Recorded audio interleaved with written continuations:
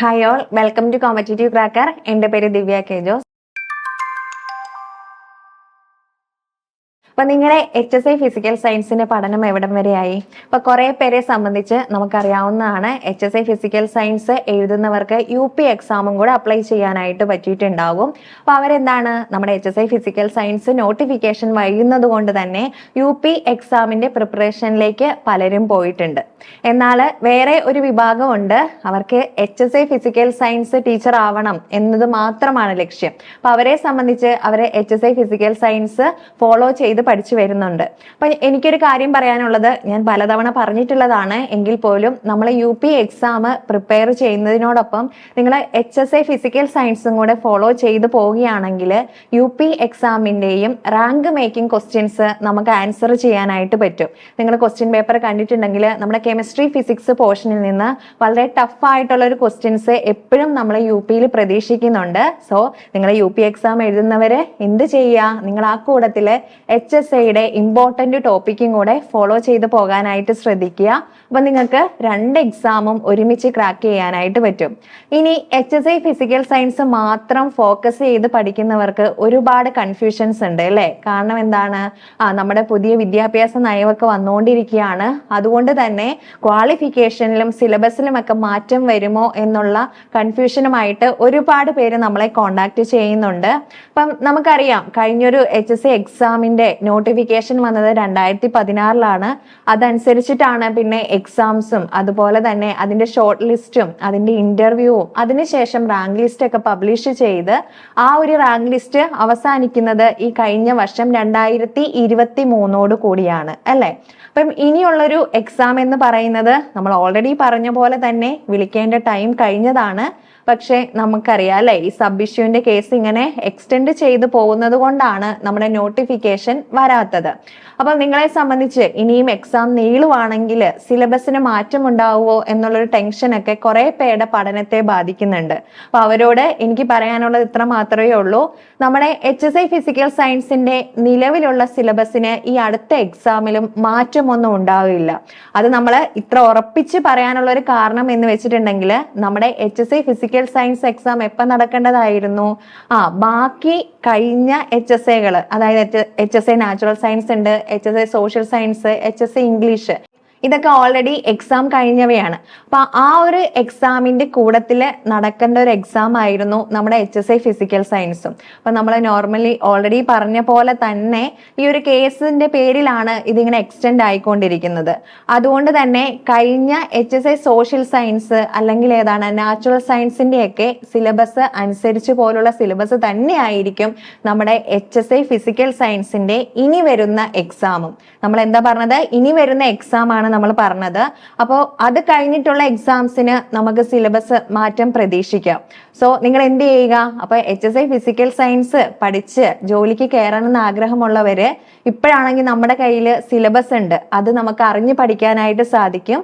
So നിങ്ങൾ എല്ലാവരും നല്ല രീതിയിൽ HSI ഫിസിക്കൽ സയൻസിന്റെ സിലബസ് നോക്കി ഫോളോ ചെയ്യാനായിട്ട് ശ്രദ്ധിക്കാം.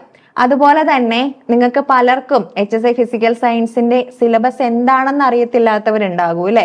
അപ്പം നമുക്കറിയാവുന്ന ഒരു കേസാണ്, കഴിഞ്ഞൊരു HSI ഫിസിക്കൽ സയൻസിന്റെ സിലബസ് നിങ്ങളുടെ കയ്യിലുണ്ട്, നിങ്ങൾ എന്ത് ചെയ്യുക, കയ്യിലില്ലാത്തവര് നിങ്ങൾ എത്രയും വേഗം തന്നെ അത് സൈറ്റിൽ കയറി, PSCയുടെ സൈറ്റിൽ ഉണ്ടാവും, അത് ഡൗൺലോഡ് ചെയ്തിട്ട് ഏതൊക്കെ പാർട്ടാണ് എന്നുള്ളത് നിങ്ങൾ നിർബന്ധമായിട്ടും അറിഞ്ഞിരിക്കണം. അപ്പൊ നമ്മുടെ ഈ പാർട്ട് എയിൽ വരുന്ന ഇമ്പോർട്ടന്റ് ആയിട്ടുള്ള ഒരു ടോപ്പിക്കാണ് കോൺസ്റ്റിറ്റ്യൂഷൻ എന്ന് പറയുന്നതും. സോ നിങ്ങൾ എന്ത് ചെയ്യുക, ഈ 20 മാർക്ക് പഠിക്കുമ്പോൾ സെലക്റ്റീവ് ആയിട്ടുള്ള ടോപ്പിക്ക് എന്ന് വെച്ചിട്ടുണ്ടെങ്കിൽ നമ്മുടെ ക്വസ്റ്റ്യൻ പാറ്റേൺ നോക്കിയിട്ടുണ്ടെങ്കിൽ, ഇപ്പൊ നമ്മളെ സംബന്ധിച്ച് HSI ഫിസിക്കൽ സയൻസിന്റെ പ്രീവിയസ് ക്വസ്റ്റ്യൻ പേപ്പർ നോക്കേണ്ട കാര്യമില്ല അല്ലെ? ജനറൽ പാർട്ട് ആണെങ്കിൽ കഴിഞ്ഞ HSIയുടെ HSI നാച്ചുറൽ സയൻസ് അല്ലെങ്കിൽ HSI സോഷ്യൽ സയൻസ് പോലുള്ളവയുടെ ജനറൽ പാർട്ട് നോക്കിയിട്ടുണ്ടെങ്കിൽ, ജനറൽ പാർട്ടിന്റെ ക്വസ്റ്റ്യൻസ് നോക്കിയിട്ടുണ്ടെങ്കിൽ നിങ്ങൾക്ക് എന്ത് ചെയ്യാനായിട്ട് പറ്റും, എങ്ങനെയാണ് ക്വസ്റ്റ്യൻ വരുന്നത് എന്നുള്ളൊരു പാറ്റേൺ മനസ്സിലാക്കാനായിട്ട് പറ്റും. അപ്പൊ നമുക്കറിയാം, കേരള റിനേസൻസ് സ്ഥിരം ചോദിക്കുന്ന കുറെ പേരുണ്ട്, അവരെ എന്ത് ചെയ്യുക, നിങ്ങൾ സെലക്ട് ചെയ്ത് തന്നെ പഠിക്കുക.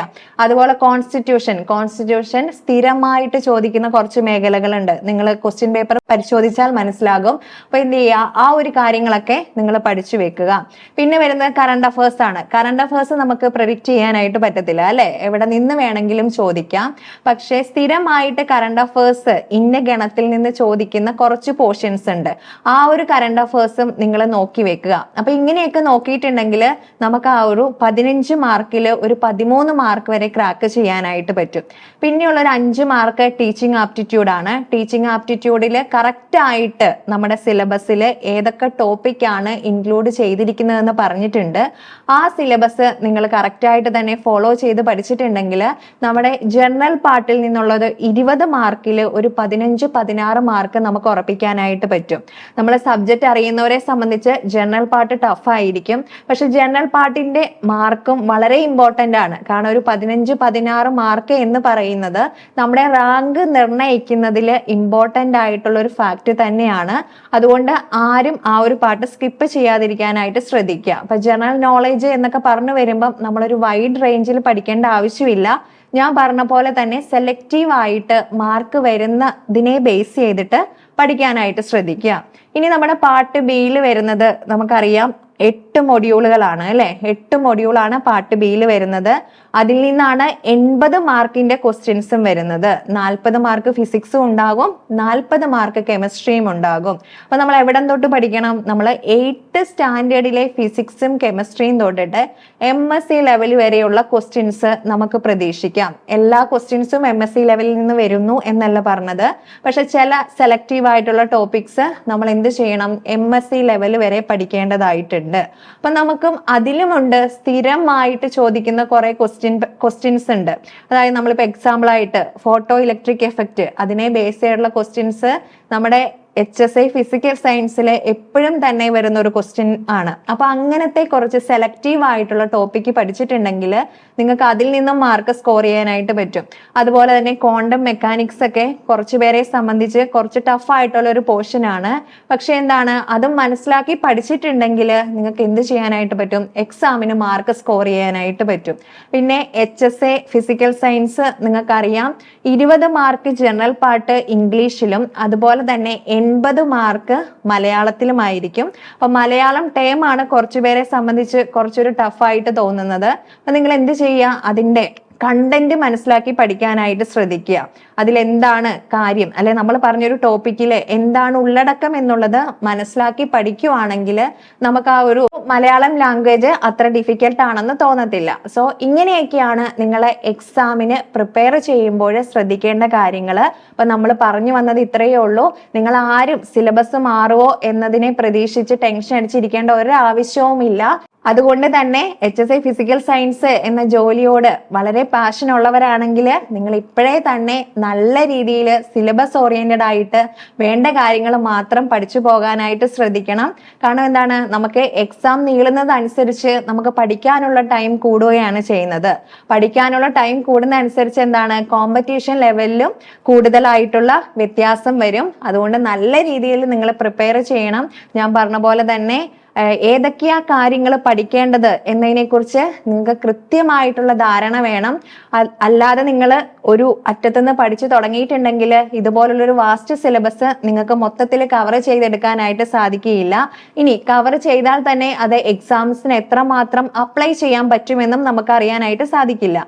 അതുകൊണ്ട് തന്നെ നിങ്ങൾക്ക് എന്ത് പഠിക്കണം, എങ്ങനെ പഠിക്കണം എന്നൊക്കെയുള്ള കാര്യത്തിന് കൃത്യമായിട്ടുള്ള ധാരണ വേണം. അപ്പൊ എന്ത് ചെയ്യുക, നിങ്ങൾ എത്രയും വേഗം തന്നെ പഠനം മുന്നോട്ട് കൊണ്ടുപോകാനായിട്ട് ശ്രദ്ധിക്കുക.